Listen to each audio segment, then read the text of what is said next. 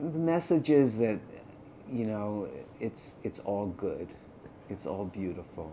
There's so much beauty. If we're talking about Yiddish, if we're talking about, I mean, uh, my influences, the people that influenced me, were the Yiddishists, the fighters, the socialists, the people who stood up for good causes and for other people, and if that spirit, continues into the next and the next and the next generation, the world will be a better place.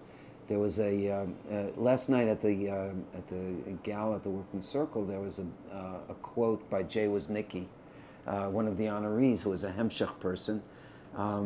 Who said the banner in the casino read, "Lo mir trocken dem Geist, was man hat uns vertraut."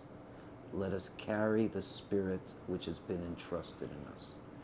And I think, we're human beings and we're a community, and we're Jews, we're not Jews, we're socialists, we're whatever, but we're here to make the world better. That's why we're here.